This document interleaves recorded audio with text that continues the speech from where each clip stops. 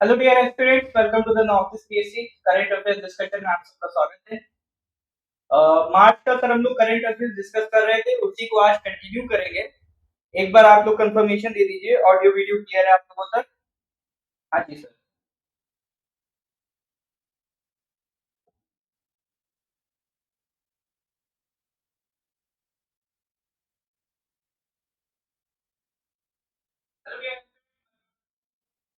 Good evening जी, good evening.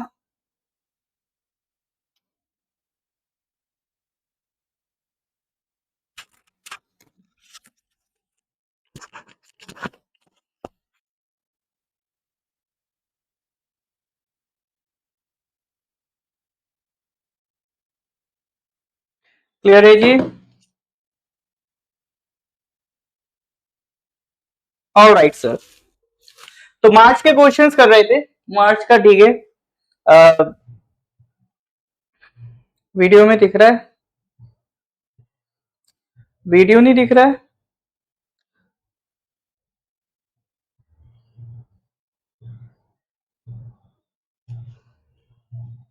Alright, तो मार्च के questions कर रहे थे।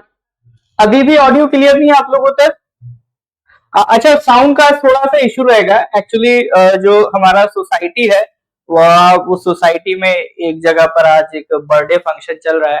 मेरे पास भी इनविटेशन आया था, बट मैंने कहा आप लोगों का क्लास ज्यादा जरूरी है। ठीक है, तो वो बर्थडे फंक्शन चल रहा है, इस वजह से मे भी हो सकता है आप लोगों तक थोड़ा साउंड आ रहा हो, है ना? तो मतलब साउंड सुन के ऐसा नहीं नाचने गाने लगे आप भी। आप इत्मीनान से बैठेंगे और साथ ही साथ क्वेश्चंस का डिस्कशन करेंगे। ठीक है, चलिए जी। वीडियो एपीएसएसबी साहब आ रहा है वीडियो, है ना? आप फोकस करिए, पेपर अच्छे से बनाइएगा इस बार। चलिए, तो स्टार्ट करते हैं सर। क्लियर है सब कुछ? बेहतरीन। ओके, आई थिंक कहां तक हो गया था? इको अब नहीं आएगा, वो थोड़ा बहुत आ गया होगा बीच में। एक्चुअली क्या होता है ना, मैं मतलब बोल रहा हूँ और मेरे पास एक्चुअली फोन में क्या है ना, जो एग्जैक्टली एक अलग फोन रहता है, उसमें जो भी क्लास चलती है, जैसे आपके व्यू पे जाती, आपके एंड पे जैसा प्रोजेक्ट हो रहा होता है, एज इट इज स्टूडेंट के व्यू के हिसाब से हम सेट करके रखते हैं।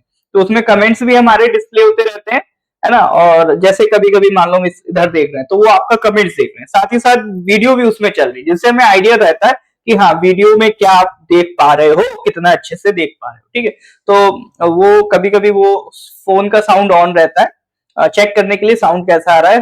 तो मैं बोलूंगा, फिर फोन बोलेगा, तो उस वजह से कभी कभी इको आ जाता है, थोड़ी देर के लिए रहता है। अभी देखो, अभी इको नहीं आ रहा होगा। अगर एक्स्ट्रा साउंड आ रहा है, वो मेरा नहीं है, वो नीचे कहीं गाना वाना बज रहा है, उसका साउंड है। ठीक है, चलो, तो आगे बढ़े उससे पहले कुछ बताइएगा सर। पिछले क्वेश्चंस रिवाइज कर लेते हैं। आई थिंक 50 क्वेश्चन हो गए थे, आज उसके आगे क्वेश्चन नंबर 51 टू 60 आज हम करेंगे, है ना? बताओ सर। तो क्वेश्चन नंबर 47 बताइए। गंगू जी, आपका फर्स्ट क्लास है? हाँ, तो गंगू जी देखिए, आप ऐसा करिए, नॉर्थ ईस्ट पीएससी के यूट्यूब चैनल पे जाएंगे, वहां पर प्लेलिस्ट वाले सेक्शन में जाइए और मार्च 2024 वाले सेक्शन में जाइए। तो मार्च का जो करंट अफेयर्स स्टार्ट हुआ है, आई थिंक लेक्चर नंबर एक बार आप देख लीजिएगा, 3 to 8 होगा शायद, जो मार्च का जहां से शुरू हुआ है। तो वो लेक्चर आप अटेंड कर लीजिएगा। तो जो करंट अफेयर्स की बेसिक बातें होती हैं, जो मार्च का फर्स्ट लेक्चर था, उसको आप एक बार देख लीजिएगा। शुरुआत में ही मैंने डिस्कस कर रखा है कि कितना आपको करंट अफेयर्स पढ़ना है, नोट्स कैसे बनाने हैं। तो जो भी बेसिक डाउट्स रहते हैं, वो मैंने वहां पर डिस्कस कर रखे हैं। एक बार आप उसको देख लीजिएगा। उसके बाद कोई डाउट होता है तो आप मेरे से बात कर लीजिएगा, मैं अभी अपना नंबर लिख दूंगा, है ना? अदरवाइज मेरा व्हाट्सएप नंबर तो आई होप सबके पास होगा, नहीं है तो मैं मेंशन कर दूंगा। तो आप मेरे से वहां पर डिस्कस कर लिएगा, स्टिल आपके पास कोई डाउट रहता है तो। सेकेंड थिंग इज सर कि जो आपको जनवरी से स्टार्ट करना है फॉर द टाइमिंग, तो अभी हम लोग मार्च का डिस्कशन डिस्कशन कंटिन्यू कर रहे हैं। ठीक है, एपीएसएसबी साहब, आप फेसबुक ऐप यूज करिए। फेसबुक ऐप के साथ साथ एक बार फिर से रिफ्रेश कर लीजिए, क्योंकि इधर हमारे एंड से बिल्कुल ठीक चल रहा है ना, तो आप अपने एंड से काइंडली एक बार चेक कर लीजिए। ठीक है, हाँ, तो इसका sir, who amongst the following has become the first bowler to take 700 wickets in test matches? तो इसका जो आंसर था वो था जेम्स एंडरसन। ठीक है, 47, 48 हमने डिस्कस कर लिया था। 49 डिस्कस कर लिया था। शनन हाइड्रो पावर प्रोजेक्ट मैंने बताया था उस नदी पे है। क्वेश्चन नंबर 50 भी हो गया था। गोल्डन लंगूर्स की संख्या पूछी थी इसमें। Correct answer was 7396। It was the number of golden langurs survey के हिसाब से। तो 50 क्वेश्चन तक सर हम लोग कर चुके थे। आज क्वेश्चन नंबर 50 के आगे 51 से स्टार्ट कर रहे हैं। ठीक है, रेडी है? करें स्टार्ट। चलिए, पहला क्वेश्चन आज का, क्वेश्चन नंबर 51, ये रहा आपके सामने स्क्रीन पर। आई होप आप देख पा रहे होंगे।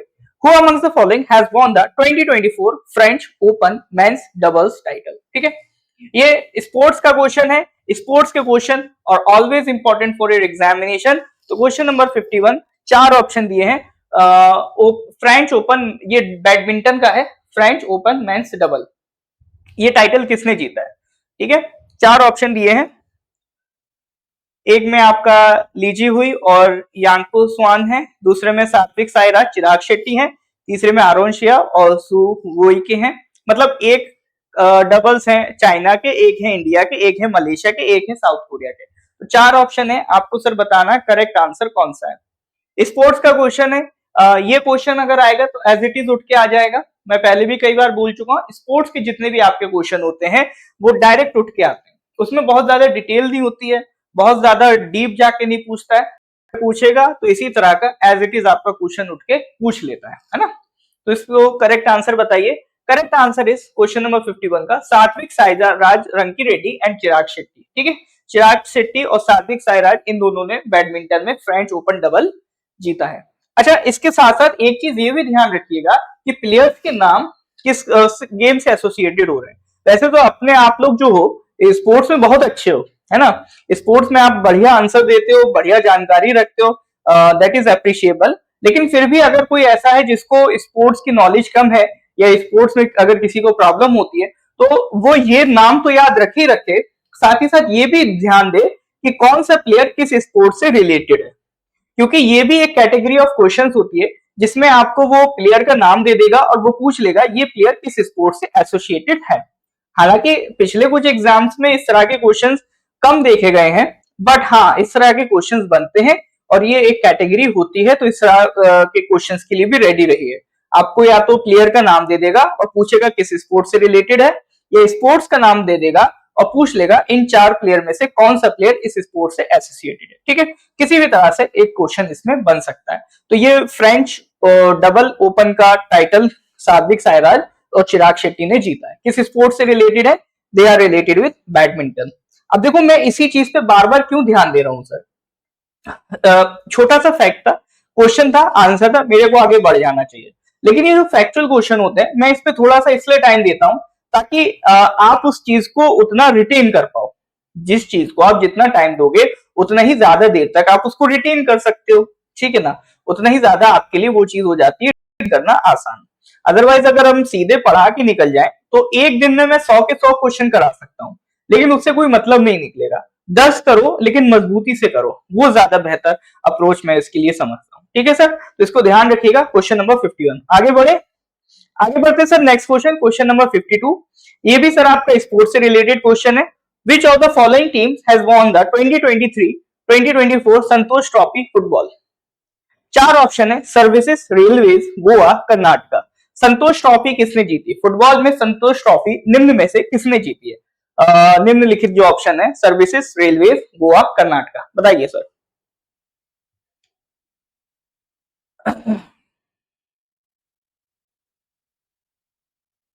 कुछ लोगों का कमेंट आ रहा था सर आप ट्रैवल बहुत करते हो तो उसकी वजह से थोड़ा सा डिस्ट्रैक्शन होता है। तो मेरे लिए एक तरीके की वो वॉकिंग थी, जिम का काम कर जाता था, लेकिन आप लोगों ने बोला तो देखो मैं रोक दिया हूँ, है ना। मैं एक जगह स्टैटिक होके रुककर आप लोगों को आंसर्स का वेट कर रहा हूँ। बताइए सर। ओके, तो करेक्ट आंसर इज ए, बिल्कुल सर, सर्विसेज ने जीता। ये अरुणाचल टाइम्स में भी न्यूज आई थी, तब भी मैंने इसको डिस्कस किया, है ना। तो करेक्ट आंसर इज सर्विसेज। तो संतोष ट्रॉफी किसने जीता? सर्विसेज। सर्विसेज बोले तो सर सर्विसेज फुटबॉल टीम, ये इंडियन आर्मी का एक सेक्शन, इंडियन आर्म फोर्सेज जो है उनका एक सेक्शन है services section, services football team. तो वो जितने भी टूर्नामेंट्स होते हैं फुटबॉल के उसमें पार्टिसिपेट करते हैं। तो जस्ट लाइक स्टेट्स, वो भी एक अलग सेक्शन है। तो जैसे रेलवे की फुटबॉल टीम अलग है, इसी तरह से आर्म फोर्सेस की फुटबॉल टीम अलग है, उसको सर्विसेज के नाम से जानते हैं, ठीक है। तो संतोष ट्रॉफी किसने जीती? सर्विसेज ने जीती। किसको बीट करके? गोवा को बीट करके, ठीक है। तो इसको ध्यान रखिएगा। That is your question number 51, ठीक है। हाँ, मैच भी देखा है, बिल्कुल, बहुत बढ़िया बात है। स्पोर्ट्स एक अच्छी फील्ड है, मतलब ये अच्छी बात लगती है, आप लोग स्पोर्ट्स में इंटरेस्टेड हैं, होना भी चाहिए। Question number 53, recently DRDO has conducted the first successful flight test of indigenously developed Agni 5 missile with multiple independently targetable re-entry vehicle MIRV technology. What was the name of the mission? देखो ये एक technology है, MIRV is a technology, ठीक है। इस technology को use करके भारत ने अग्नि 5 मिसाइल को डेवलप किया। अभी जो टेक्नोलॉजी है ये भारत ने पहली बार डेवलप की है। It is indigenously developed. इसमें होगा क्या, आप एक बार में कई सारे टारगेट्स को रीच कर सकते हो, ठीक है। लिखा भी है multiple independently targetable re entry vehicle, मतलब एक बार लॉन्च करोगे एक साथ कई टारगेट्स को आप अप्रोच कर सकते हो। तो ये इसकी खासियत है। ये न्यूज भी आपका अरुणाचल टाइम्स एनालिसिस में आई थी, तब भी मैंने इसको डिस्कस किया था, वहां पे MIRV टेक्नोलॉजी भी एक्सप्लेन की थी आपको, ठीक है ना। अगर आपको वो न्यूज याद होगी तो बहुत इजीली आप यहाँ पर आंसर देख सकते हो। तो ये जो टेक्नोलॉजी डेवलप हुई है, इसके अंडर अग्नि 5 मिसाइल को बनाया गया है इस टेक्नोलॉजी की मदद से। तो ये किस मिशन के अंडर बनाया गया? अग्निअस्त्र, वायु अस्त्र, दिव्य अस्त्र या फिर देवास्त्र, ठीक है। अस्त्र का मतलब होता है वेपन, है ना। तो हो सकता है आप लोग तुक्का लगाओ तो अग्नि 5 मिसाइल है तो अग्नि अस्त्र ऑप्शन लगा दो, तो वो गलत हो जाएगा। तो करेक्ट आंसर, मेजॉरिटी आप करेक्ट ही दे रहे हैं, अच्छी बात है। तो correct answer is mission Divya अस्त्र, ठीक है। तो भारत ने ये MIRV टेक्नोलॉजी बना ली है, एक साथ आप कई सारे मल्टीपल टारगेट्स को रीच कर सकते हो, ये इस टेक्नोलॉजी की खासियत है। अब देखो यहाँ पर सर मिसाइल्स की बात हो रही है, तो मिसाइल्स का एक बहुत बेहतरीन और एक बहुत ही सक्सेसफुल मिशन हमारे देश में चला है, वो है integrated guided missile development programme.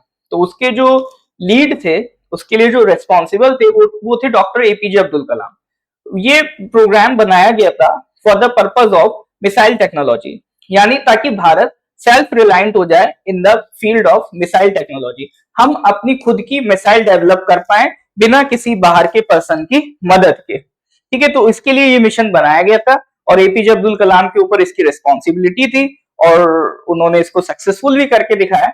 इसीलिए डॉक्टर अब्दुल कलाम को हम लोग मिसाइल मैन ऑफ इंडिया भी कहते हैं, ठीक है। तो मिशन के बारे में जो आपका डेवलपमेंट प्रोग्राम था मिसाइल का, वो मैंने थोड़ी सी डिटेल यहाँ पर ऐड कर दी है, आप उसको यहाँ पर पढ़ सकते हो, ठीक है।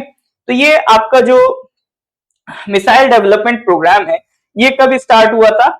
Initiated in 1983 under the leadership of doctor APJ Abdul Kalam. Purpose क्या था? Attaining self reliance in missile technologies for national security priorities, ठीक है। ये इसका पर्पस था। इस प्रोजेक्ट के तहत कौन कौन सी मिसाइल्स बनी? पृथ्वी, त्रिशूल, आकाश, नाग, अग्नि। ये देखो मिसाइल्स के नाम भी मैंने इसलिए मेंशन कर दिए, आप कहीं ना कहीं ये नाम सुनते ही रहते होगे कि आकाश मिसाइल बनी, अग्नि मिसाइल बनी, नाग मिसाइल बनी, ठीक है ना। तो ये सारी मिसाइल्स इसके अंडर बनी है। बाद में जो अग्नि मिसाइल है उसको इस प्रोजेक्ट से बाहर निकाल दिया गया, वो उसका अलग प्रोजेक्ट चलता है। जैसे अभी अग्नि 5 बनी, अलग मिशन के तहत बनी, ठीक है। तो अग्नि इससे अलग कर दिया गया, बाकी सब इसी के अंडर है। पृथ्वी, त्रिशूल, आकाश, नाग, अलग अलग वर्जन इसके लॉन्च हुए। लेकिन बेसिक जानकारी जो हमें पता होनी चाहिए कि इसमें एयर टू एयर मिसाइल कौन सी है, एयर टू सरफेस मिसाइल कौन सी है, ये बेसिक जानकारी हमें होनी चाहिए। तो वो यहाँ पर आपका मेंशन है। जैसे पृथ्वी मिसाइल, देखो पृथ्वी होता है मतलब अर्थ, तो ये अर्थ से ही जुड़ी रहेगी। ये सर आपका सरफेस टू सरफेस, ठीक है ना, यानी ये अर्थ से ही आप लॉन्च कर सकते हो, सरफेस पे ही लॉन्च होगी है, टारगेट भी सरफेस पे होगा। त्रिशूल, ये भी शॉर्ट रेंज है, ये है सर सरफेस टू एयर। त्रिशूल आपने शायद देखा हो, इस तरह से एक वेपन होता है, तो इसको फेंकोगे तो सर आप सरफेस से, ठीक है, लेकिन ये किसके लिए है? एयर के लिए। इसको आप कहां फेंकोगे? हवा में फेंकोगे, ठीक है ना। त्रिशूल को कहां फेंकोगे सर? हवा में फेंकोगे। तो Trishul is a surface to air missile. Next is Akash, ठीक है।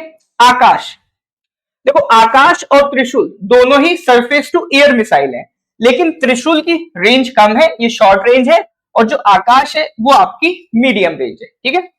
तो पृथ्वी हो गई short range, surface to surface.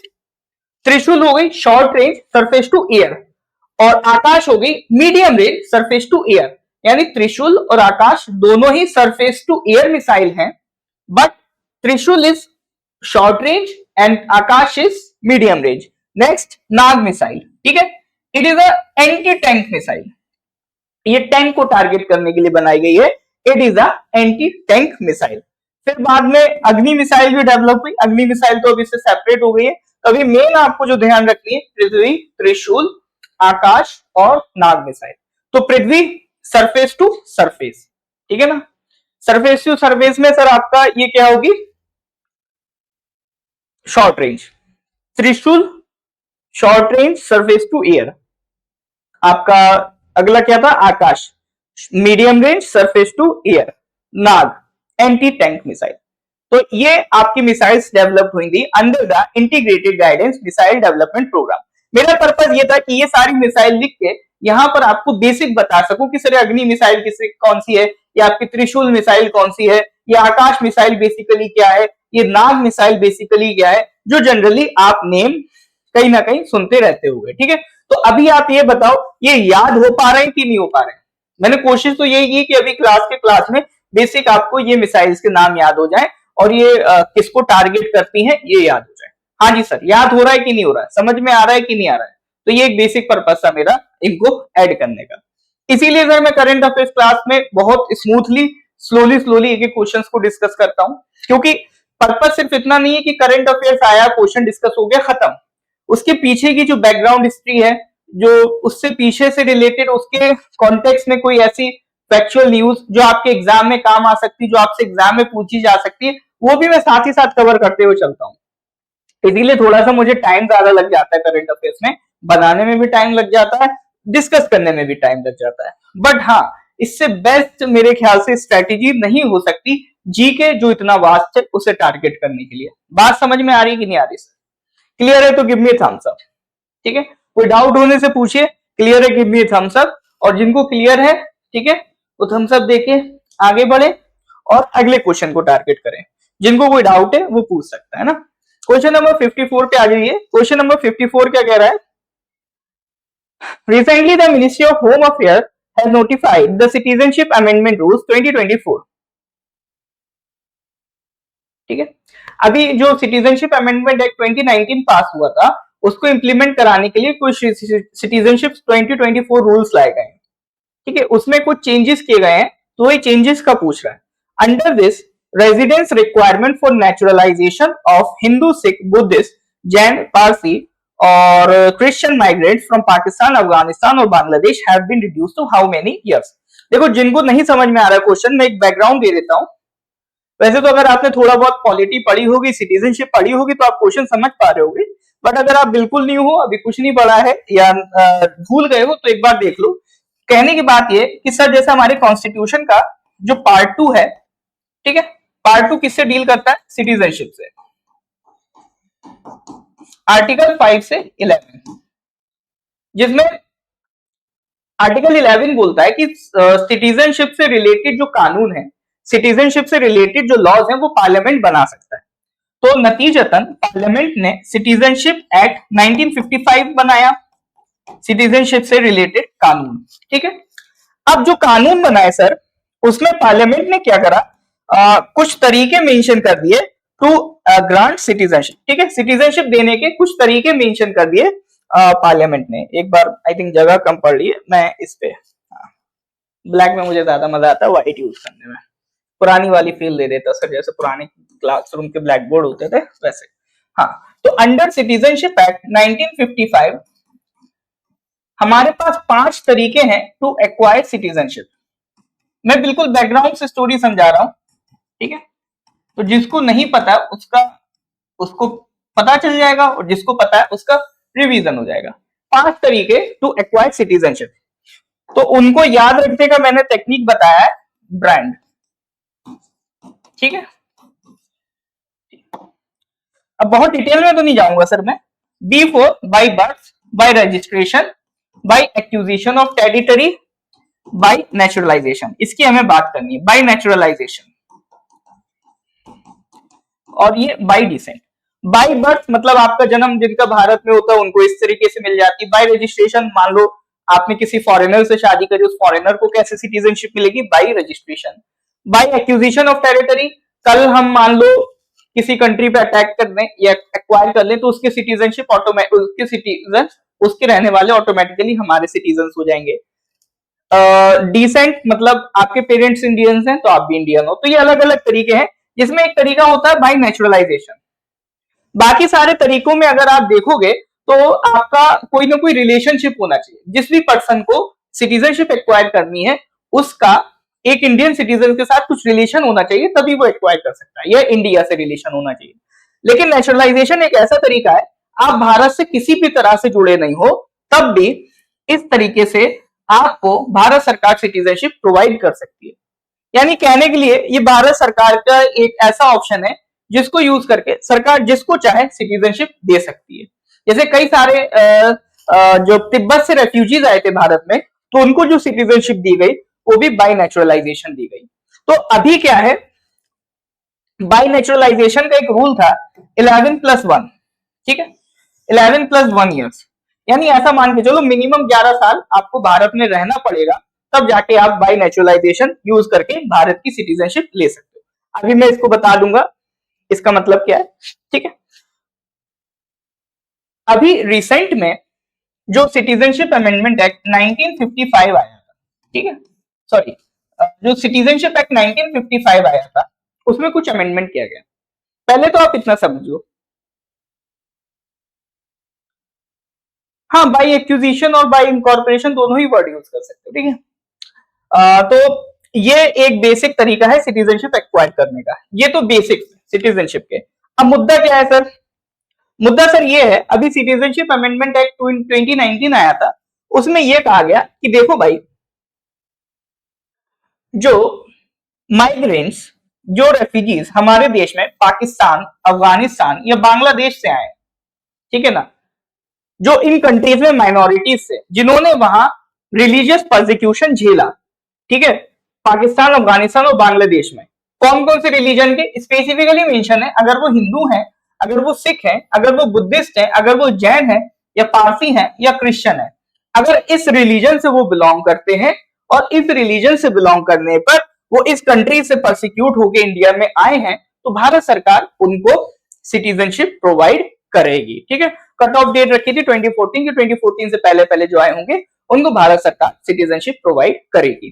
कौन से तरीके से प्रोवाइड करेगी? बाय नेचुरलाइजेशन, ठीक है ना, बाय नेचुरलाइजेशन। अब सर बाय नेचुरलाइजेशन में सीन ऐसा है कि इसमें अभी जैसे मैंने आपको बताया कि कितने साल आपको रहना पड़ता है, वैसे इसका करेक्ट आंसर 5 ईयर्स है। अभी पूरी सीक्वेंस में समझ लो।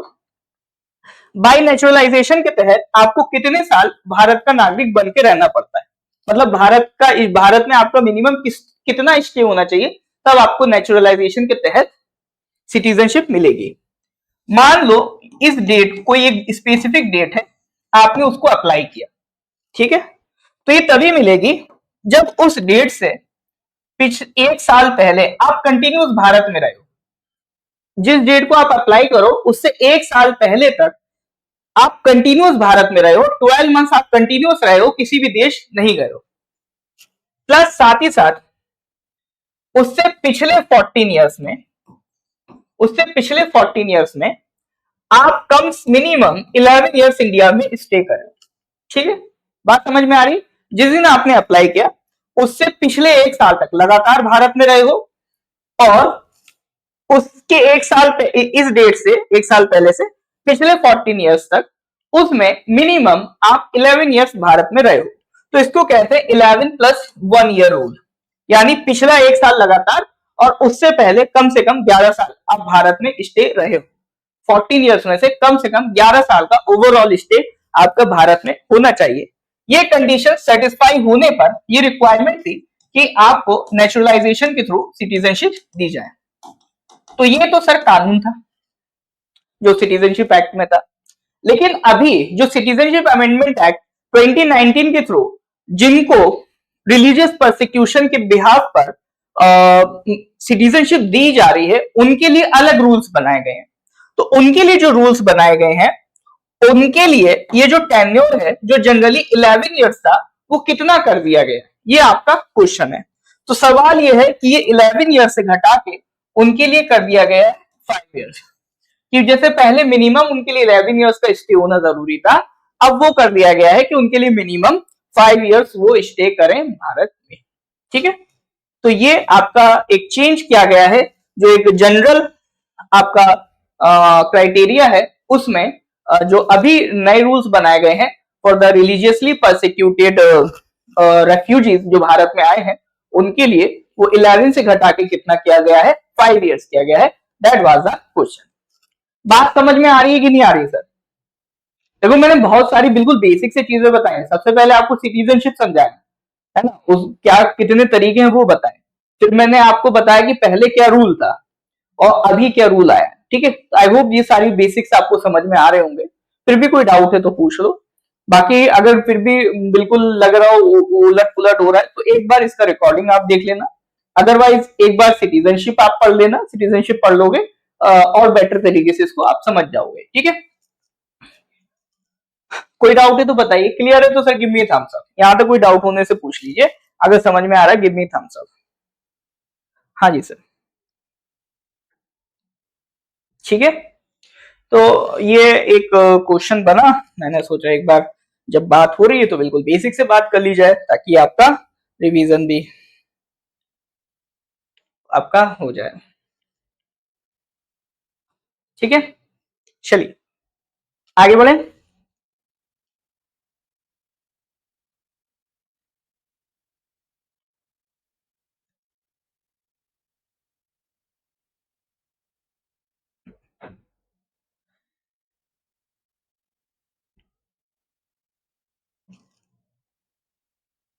क्वेश्चन नंबर 55 पे आते, ठीक है। चलिए क्वेश्चन नंबर 55 पे आ जाओ sir. According to the recent report by SIPRI, एक इंटरनेशनल इंस्टीट्यूट है, Stockholm international peace research institute, मतलब नाम में तो उनके पीस है, बट उनका काम क्या रहता है, वो ये चेक करते रहते हैं कि भाई किसने कितने हथियार एक्सपोर्ट किए, कितने इंपोर्ट किए।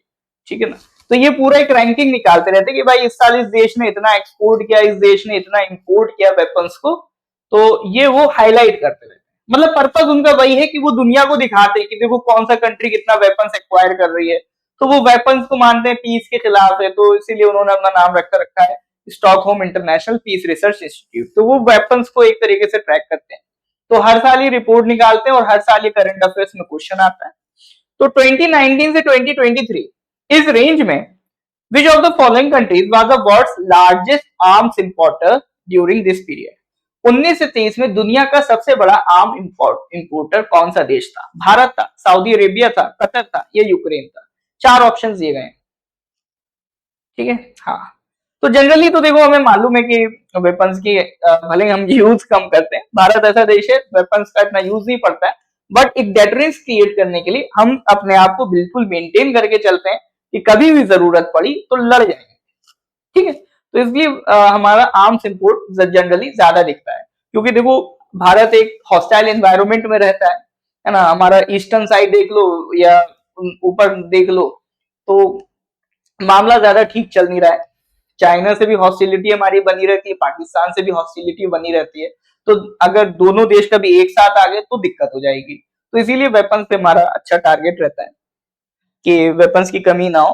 तो इसमें भी सिर्फ जो टॉप आर्म्स इंपॉर्टेंट है इस टाइम पे तो भारत रहा है। ठीक है, तो ये पूरी लिस्ट है सर 2019 से 2023, 14 से 18, फिर 19 से 23।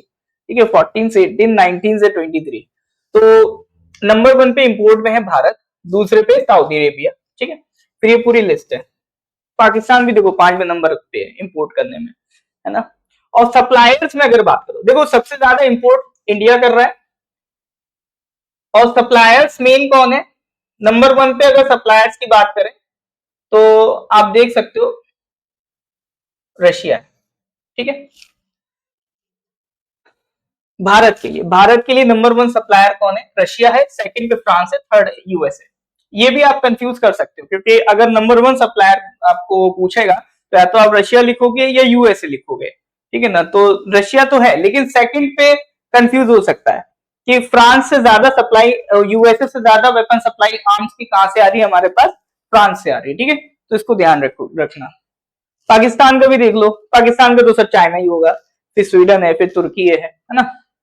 चलो, तो ये तो हो गया इंपोर्ट में।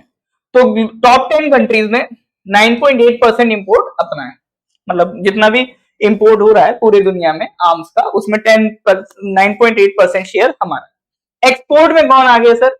एक्सपोर्ट में अगर बात करें तो 42% एक्सपोर्ट में शेयर किसका है? यूएसए का है। फिर उसके बाद फ्रांस और रशिया लगभग बराबर ही है, ठीक है। तो सबसे बड़ा जो एक्सपोर्टर है आप किसको कह सकते हो? यूएसए को कह सकते हो। और दुनिया में आर्म्स का अभी जो रिसेंट रिपोर्ट आई है उसके हिसाब से सबसे बड़े इंपोर्टर कौन है? हम ही हैं, ठीक है सर। चलिए, तो ये कुछ बेसिक जानकारी थी जो आपसे पूछ सकता है in the name of current affairs question, तो इसको ध्यान रखिएगा।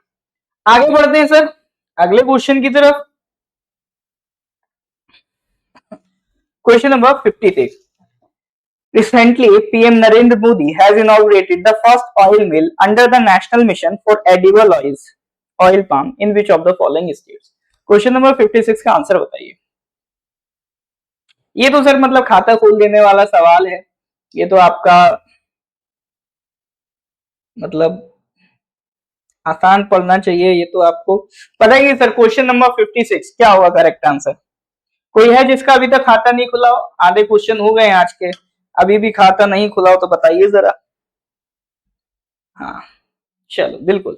तो national mission for edible oils, जिसके तहत ऑयल पाम का एक मिल खोला है नॉर्थ ईस्ट में, that is in Arunachal Pradesh, ठीक है। तो ये कहां पर खोला गया है? अरुणाचल प्रदेश में खोला गया है। देखो ये मिशन जो चलाया गया है national mission on edible oils, इसका पर्पस ये है कि जो हमारी डिपेंडेंसी है इंपोर्ट्स पे उसको कम किया जाए। तो भारत सरकार क्या है, एडिबल ऑयल्स की मिल लगवा रही है भारत में, उसको यहाँ के फार्मर्स को इंसेंटिवाइज कर रही है कि वो इसके लिए काम करें। तो पर्पस ये है कि जो नॉर्थ ईस्टर्न रीजन है और जो अंडमान निकोबार आइलैंड्स है उन पे स्पेशल फोकस है कि वहां पर हम एडिबल ऑयल्स में सस्टेन हो, एडिबल ऑयल्स में सेल्फ रिलायंट हो जाए, हमें इंपोर्ट ना करना पड़े। इंपोर्ट कम करेंगे तो उसका जो क्या कहते हैं प्राइस है वो भी कंट्रोल में आएगा, प्राइस कंट्रोल में आएगा, साथ ही साथ जो हमारा इंपोर्ट के ऊपर खर्चा होता है वो भी बचेगा, ठीक है। तो ये पर्पस है। अब इसमें जो पहले शुरुआत की गई है वो किसके लिए की गई है सर? पाम ऑयल के लिए शुरू की गई है। तो palm oil is currently the world most consumed vegetable oil. सबसे ज्यादा जो वेजिटेबल ऑयल यूज होता है दुनिया भर में वो आपका पाम ऑयल होता है, ठीक है ना। आप देखते हो जो चिप्स वगैरह आप खाते हो जनरली, उसमें भी आप इंग्रेडिएंट्स में देखोगे तो पाम ऑयल आपको वहां पर देखने को मिल जाएगा। डिटर्जेंट्स में, प्लास्टिक्स में, कॉस्मेटिक्स के में, बायोफ्यूल्स में, इसमें भी सर आपको इसका यूज देखने को मिल जाएगा। इसके टॉप कंज्यूमर्स कौन है? टॉप कंज्यूमर्स ऑब्वियसली बात है भारत है, फिर चाइना है और यूरोपियन यूनियन है, ठीक है। तो एडिबल ऑयल्स खासतौर से भी पाम ऑयल्स में अगर हम बात करें तो सेल्फ रिलायंट होने के लिए ये मिशन भारत सरकार ने लॉन्च किया है।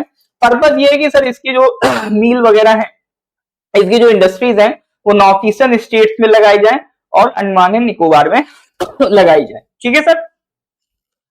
तो अब इसकी मदद से धीरे धीरे अपना जो हिली स्टेट्स हैं, अपना नॉर्थ ईस्टर्न स्टेट, वहां पर भी इंडस्ट्रीज का डेवलपमेंट शुरू हो जाएगा, ठीक है। बताइए सर यहां तक चीजें क्लियर है? That is question number 56। आगे आते हैं question number 57। Who amongst the following has been appointed who amongst the following has appointed Gyanesh Kumar and Sukhbir Singh Sandhu as the new election commissioners in the Election Commission of India? मतलब वैसे कहने के लिए तो static का सवाल है, दो नए इलेक्शन कमिश्नर्स अभी अपॉइंट हुए, ठीक है। एक चीफ इलेक्शन कमिश्नर होता है, उसके नीचे दो इलेक्शन कमिश्नर्स होते हैं। तो चीफ इलेक्शन कमिश्नर का भी नाम कमेंट करके बताना कौन है। दूसरा, दो नए इलेक्शन कमिश्नर अपॉइंट हुए हैं, ज्ञानेश कुमार और सुखबीर सिंह सांधू, ये दोनों इलेक्शन कमिश्नर अपॉइंट हुए हैं। तो इसमें आपको ये बताना है कि इनको अपॉइंट किसने किया। तो एक तरीके से वही सवाल है कि सर जो आपका इलेक्शन कमीशन होता है उसको अपॉइंट कौन करता है। तो ये एक तरीके से है तो स्टैटिक का ही सवाल, वो उसको उस तरह से करंट अफेयर्स में करके बनाया गया है, बट ये सवाल तो स्टैटिक का ही है, ठीक है। इसका भी आंसर बताइए तालक जी। ठीक है, Rajiv Kumar is the chief election commissioner, बिल्कुल सही बात है। इनको अपॉइंट कौन करता है? आसान है सर, बिल्कुल सही बात, इनको अपॉइंट करते हैं प्रेसिडेंट ऑफ इंडिया। ठीक है, तो अभी दो इलेक्शन कमिश्नर्स के तो नाम मैंने आपको बता दिए, लेकिन जो ज्यादा इंपॉर्टेंट है क्वेश्चन वो है चीफ इलेक्शन कमिश्नर कौन है, तो वो है आपका मिस्टर राजीव कुमार, इनका नाम याद रखिएगा। दूसरा एक क्वेश्चन जो जनरली पूछ लिया जाता है, फर्स्ट इलेक्शन कमिश्नर, भारत के जो फर्स्ट इलेक्शन कमिश्नर थे वो कौन थे, mister Sukumar Sen was the first election commissioner.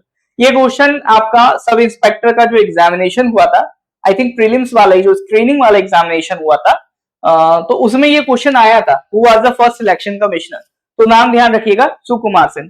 पहले तो एक ही इलेक्शन कमिश्नर होता था, फिर आगे चल के 3 कर दिए गए, इसमें से एक चीफ है, बाकी 2 इलेक्शन कमिश्नर कहलाते हैं। अब इलेक्शन कमीशन की अगर हम बात करें तो it was established in according with the constitution on 25 January 1950। ठीक है, तो ये किस दिन बना था, 25 जनवरी 1950। ये डेट भी इंपॉर्टेंट है, याद रखिएगा, पूछ सकता है इलेक्शन कमीशन किस दिन एस्टैब्लिश हुआ था। It was established on 25 January 1950 and this day has been celebrated as national voters day. इस दिन को नेशनल वोटर्स डे के तौर पे भी सेलिब्रेट किया जाता है।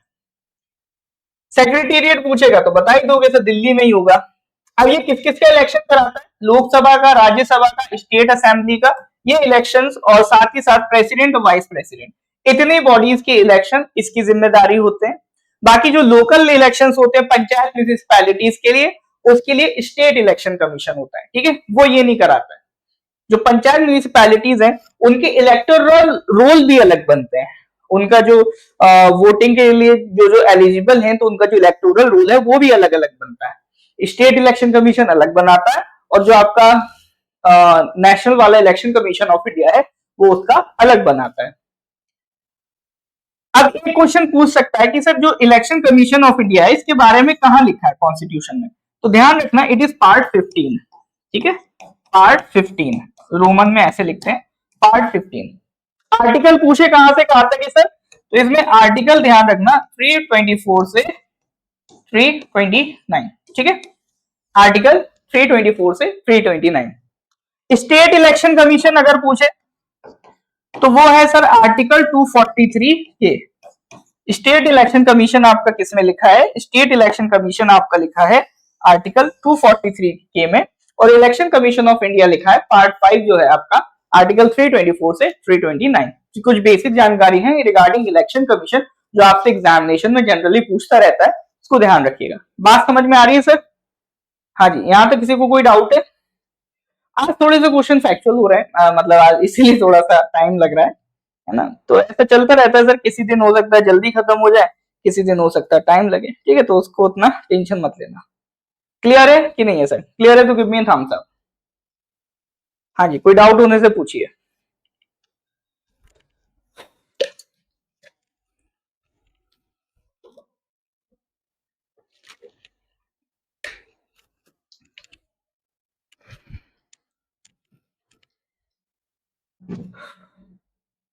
ठीक है,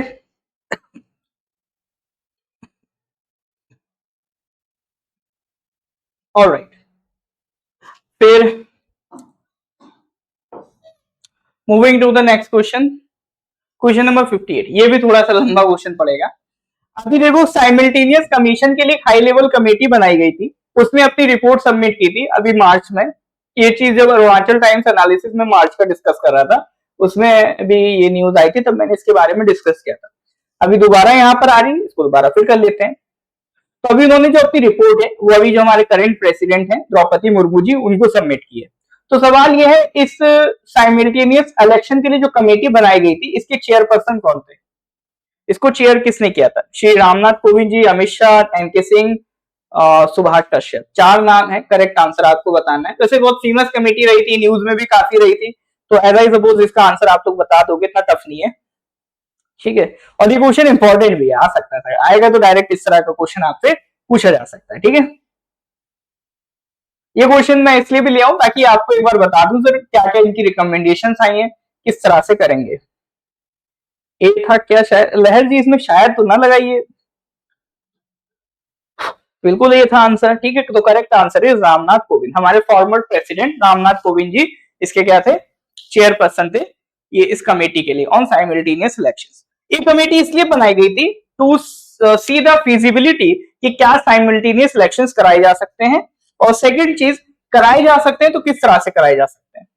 देखो इस कमेटी में मतलब ये जो साइमल्टेनियस इलेक्शन का मुद्दा है, या आप वन नेशन वन इलेक्शन के नाम से भी जानते होंगे, डिटेल में समझना है तो एक वीडियो नॉर्थ ईस्ट पीएससी के यूट्यूब चैनल पे सर्च कर लेना, one nation one election north east PSC, Nazrul sir ने इस पे कंटेंट बनाया, उसको आप जाके देख सकते हो। तो इसके साथ ये मुद्दा, ये चीज सही है कि गलत है, उससे ज्यादा डिस्कशन इस बात का होता है कि करोगे कैसे सर। क्योंकि अभी सर मुद्दा क्या है कि जैसे देखो सर, जब हमारा संविधान बना था, मतलब जब पहले इलेक्शन हुए थे 1952, तब election one nation one election ही था सर। स्टेट के और पार्लियामेंट, स्टेट असेंबली के और पार्लियामेंट के इलेक्शन एक ही साथ होते थे। जैसे अभी आपका अरुणाचल में एक साथ हुए इलेक्शन, है ना, आपका स्टेट असेंबली के भी और पार्लियामेंट के भी। स्टेट असेंबली के इलेक्शंस का आपका रिजल्ट भी आ गया है, पार्लियामेंट का आपका कल आ जाएगा, ठीक है ना। तो 1952 में 1951 से 52 के बीच पहले इलेक्शन चले थे, फर्स्ट जनरल इलेक्शन, तो वो स्टेट असेंबली के लिए भी हुए, पार्लियामेंट के लिए भी हुए। लेकिन धीरे धीरे क्या होने लगा, मान लो कोई असेंबली थी, एज आई रिमेम्बर शायद केरला का ही केस था, ठीक है, मान लो ये नहीं था तो फॉर एग्जाम्पल केरला, वहां पर क्या हुआ, असेंबली टाइम से पहले ही डिसॉल्व कर दी गई किसी भी रीजन की वजह से, तो वहां इलेक्शन पहले हो जाएंगे। या कई बार क्या हुआ, पार्लियामेंट बनी, पार्लियामेंट कंटिन्यूअस 5 साल नहीं चल पाई, जैसे 77 में बनी, है ना, तो वो 5 साल लगातार नहीं चल पाई, दोबारा फिर इलेक्शन हुए। तो इस चक्कर में जो सिंक्रोनाइजेशन था ये पार्लियामेंट और स्टेट असेंबली का, वो बिगड़ गया। अब उसका नतीजा क्या हुआ, बदलते बदलते सीन ये हो गया है सर, ऐसा कोई साल नहीं जाता जिस साल हमारे देश में चुनाव ना होते, ऐसा कोई साल नहीं जाता, ठीक है। अभी आपका 2023 था तो आपने इलेक्शंस देखे, राजस्थान, मध्य प्रदेश, छत्तीसगढ़, इन स्टेट्स में, है ना, और अभी आप और भी स्टेट्स से आपका, और अभी देख लो 2024 में पार्लियामेंट के इलेक्शन है, अगली साल दिल्ली के इलेक्शन है, ठीक है। तो ऐसा कोई साल नहीं जाता जिस दिन इलेक्शन ना होते हैं। तो अब इसमें क्या है सर, एक तो हर साल हम लोग इलेक्शन मोड में रहते हैं, तो पॉलिटिशियंस को भी दिक्कत है भाई, इलेक्शंस की तैयारी हर जगह कहीं ना कहीं हर साल करनी पड़ती है। दूसरा दिक्कत ये है कि सर खर्चा बहुत ज्यादा होता है, कि मान लो अभी यूपी में स्टेट नेशनल, अभी पार्लियामेंट के इलेक्शन हुए, फिर अब यूपी में फिर 2027 आएगा, स्टेट असेंबली के इलेक्शन अरेंज की जाएंगे, तो डबल खर्चा होता है। तो ये सारे पॉइंट्स को सोचते हुए सरकार ने सोचा कि साइमल्टेनियस इलेक्शंस करवाए जाएं। अब देखिए साइमल्टेनियस इलेक्शंस के साथ अपने अलग मुद्दे हैं, वो चीज मैंने अरुणाचल टाइम्स में डिस्कस की थी, ठीक है। यहां पर मैं बेसिकली बात करूंगा कि आपकी जो रिकमेंडेशंस आई हैं वो क्या आई है और वो किस तरह से करना चाह रहे हैं। भूल गए कोई बात नहीं, रिवाइज कर लो यहाँ पर। तो पहला देखो सर, बात ये है, पहली बात तो ये कहा जा रहा है कि साइमल्टेनियस इलेक्शंस में ट्रांजिशन के लिए संविधान में चेंज करना पड़ेगा, आर्टिकल 82A में चेंज करना पड़ेगा। आर्टिकल 82A क्या है, to empower the president to designate an appointed date for the commencement of the simultaneous elections to the House of the People and Legislative Assemblies, ठीक है। तो पार्लियामेंट के मतलब जो एक टाइम लिमिट होती है 5 साल की, तो उसके लिए आपका आर्टिकल 82A में वो जानकारी लिखी है, तो आर्टिकल 82A को अमेंड करना पड़ेगा। तो वहां पर एक डेट अपॉइंटेड डेट की जाएगी, मतलब कहने का मतलब ये है, ये लिखा है टर्म, मतलब एक डेट फिक्स कर दी जाएगी कि इस दिन साइमल्टेनियस इलेक्शंस होंगे। मान लो डेट फिक्स कर दी गई 2029 की कोई एक डेट, कि इस दिन पूरे देश में साइमल्टेनियस इलेक्शंस होंगे। अब उसके साथ टर्म्स का सिंक्रोनाइजेशन करना है। सबसे पहला काम क्या करना है, एक डेट फिक्स करो, साइमल्टेनियस इलेक्शन किस डेट से स्टार्ट होंगे। दूसरा आता है टर्म्स को सिंक्रोनाइज करना। टर्म्स कैसे सिंक्रोनाइज होंगे कि सर मान लो जैसे आपका अरुणाचल है, वहां तो कोई दिक्कत नहीं, 2024 में स्टेट असेंबली इलेक्शन हुए, 5 साल बाद ना पार्लियामेंट के इलेक्शन 5 साल बाद फिर हो जाएंगे, तो अरुणाचल में दिक्कत नहीं है, वहां तो चलेगा। दिक्कत कहां है, स्टेट्स लाइक उत्तर प्रदेश, जैसे उत्तर प्रदेश में 2027 में इलेक्शंस होंगे, ठीक है। अब 2027 में इलेक्शंस होंगे तो उनके तो सर कायदे से 5 साल बाद अगले इलेक्शन होने चाहिए थे 2032। तो इस तरह के जो स्टेट्स होंगे जहां पर असेंबली इलेक्शंस 2029 के बाद आ रहे होंगे तो उनको थोड़ा सा सेक्रीफाइस करना पड़ेगा। उनका जो टेन्योर है वो यही 2 साल रहेगा। उसके बाद इन स्टेट में दोबारा फिर से इलेक्शन कराए जाएंगे।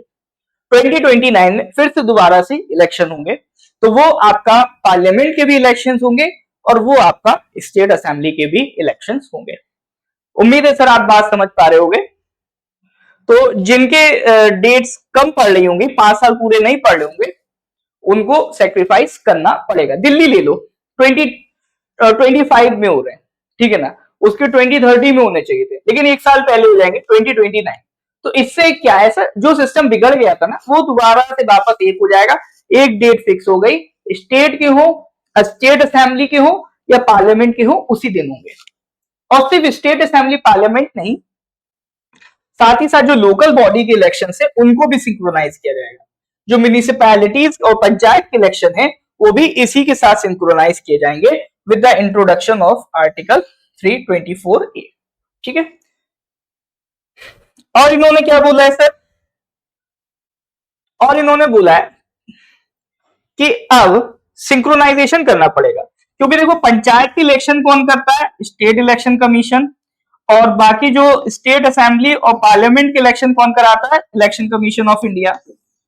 तो जब ये एक साथ होंगे तो इनके काम को भी क्या करना पड़ेगा, सिंक्रोनाइज करना पड़ेगा। एक काम सिंक्रोनाइजेशन का क्या होगा, इलेक्टोरल रोल, कि एक सिंगल इलेक्टोरल रोल बनेगा। जैसे अभी मैंने आपको बताया कि स्टेट इलेक्शन कमीशन अपना अलग इलेक्टोरल रोल बनाता है, इलेक्शन कमीशन ऑफ इंडिया अपना अलग इलेक्टोरल रोल बनाता है। तो अब दोनों को मिलके आपसी समन्वय से it suggest article 325 of the Constitution to enable Election Commission of India to prepare a single electoral roll and electors photo identity card applicable to all tiers of government in consultation with state election commissions। ठीक है, एक चीज ये करनी पड़ेगी। और जो भी अरेंजमेंट होगा, जैसे मान लो पंचायत वगैरह के इलेक्शंस में स्टेट इलेक्शन कमीशन करता था, तो अब जो भी लॉजिस्टिक अरेंजमेंट होगा वो भी दोनों को अपने सिंक्रोनाइजेशन से, कंसल्टेशन से करना पड़ेगा। अभी भी देखो मोटा मोटी पॉइंट्स लिख दिए गए, मतलब ये ऐसे पॉइंट्स है इन जनरल आप भी बोल सकते हो, है ना, लेकिन अब इसकी जो डिटेलिंग है, जब इसका एग्जीक्यूशन किया जाएगा वो चीज देखने लायक होगी। क्योंकि आपको ही मालूम है कि कहने से कि भाई मिलजुल के कर लेना, कहना आसान है, पर जब आप एग्जीक्यूट करने जाते हो, जब आप करने जाते हो, तो वहां पर दिक्कतें हो जाती हैं। Impact on governance and development, ठीक है। अब कमेटी ने मतलब ये बताया कि भाई साइमल्टेनियस इलेक्शन इसलिए जरूरी है क्योंकि उससे गवर्नेंस पे इम्पैक्ट पड़ता है। अभी जैसे पार्लियामेंट के इलेक्शंस हुए तो उसमें सारे नेता किसमें बिजी थे सर, इलेक्शंस में बिजी थे, ठीक है ना। तो मान लो दिल्ली का केस ले लो, तो दिल्ली में अभी क्या था, लोकसभा के इलेक्शंस थे, तो दिल्ली के जो जो देश भर के नेता है, दिल्ली के नेता है, वो इसमें बिजी रहे, तो ये साल काम डिस्टर्ब हुआ जो स्टेट में काम होना चाहिए था। अभी फिर अगले साल फिर दिल्ली में इलेक्शन होंगे, तो वहां के जो नेता हैं वो फिर वहां पर डिस्टर्ब होंगे, वो फिर वहां पर मेहनत करेंगे, वो फिर वहां पर टाइम देंगे, तो उससे क्या है, गवर्नेंस पे इम्पैक्ट पड़ता है। ये टाइम हो सकता था वो गवर्नेंस के काम पर ध्यान देते अगर इलेक्शंस नहीं होते। अब प्रधानमंत्री जी हैं, अभी पार्लियामेंट के इलेक्शंस है तो वो रैली कर रहे हैं, ठीक है, रैली की। अभी फिर मान लो किसी भी स्टेट के इलेक्शन होंगे तो बीजेपी के बिहाफ से वो तो जाते जाते हैं रैली करने, तो हर साल उनको भी दिक्कत होती है, उससे भी गवर्नेंस का दिक्कत होता है कि वो मान लो इस साल जहां इलेक्शन है वहां फिर प्रधानमंत्री गए, वो टाइम लॉस हुआ, तो वो लॉस किसका हो रहा है सर, देश का हो रहा है, ठीक है। तो इस वजह से उनका ये कहना है कि पॉलिसी पैरालिसिस ये सारी चीजों की वजह से ये हमें करना चाहिए, लेकिन कैसे करना है ये जब एग्जीक्यूशन होगा तभी देखा जाएगा कैसे क्या चीजें इसमें एग्जीक्यूट की जाएंगी, ठीक है, वो तो तब की बात है। इतना जोर से बारिश आ रहा है, ईयरफोन लगा लो सर, इसलिए मैं कहता हूँ क्लास को ईयरफोन के साथ देखा करो, है ना, तो वो ज्यादा बेहतर रहता है। चलिए सर, तो दैट वाज ऑल अबाउट जो आपका रिकमेंडेशंस दी गई आपका साइमल्टेनियस इलेक्शंस के लिए, वो मैंने आपका यहाँ पर डिस्कस करी है। उम्मीद है आपको चीजें समझ में आई होंगी। हाँ जी सर, बात समझ में आ रही है कि नहीं आ रही है, क्लियर है तो गिव मी थम्स अप। हाँ जी सर, यहाँ तक कोई डाउट है? ये थोड़ा सा लेंथी क्वेश्चन था, मैंने कहा था इसमें थोड़ा सा टाइम लगेगा। हाँ जी सर, क्लियर है तो गिव मी थम्स अप।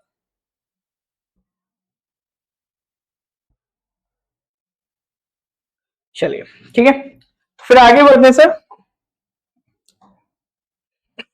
आगे बढ़े अगले क्वेश्चन की तरफ। क्वेश्चन नंबर 59 पे आ जाते हैं। आसान है ये तो सर, मतलब बता ही दो ऐसे, रणजी ट्रॉफी 2023 2024 किसने जीता? ये तो सिंपल है, स्पोर्ट्स का सवाल है, बताओ सर। ऑप्शन नहीं दिख रहे हो तो अब दिखेंगे, चार ऑप्शन है, विदर्भा, सौराष्ट्र, बंगाल, मुंबई। रणजी ट्रॉफी किसने जीती सर?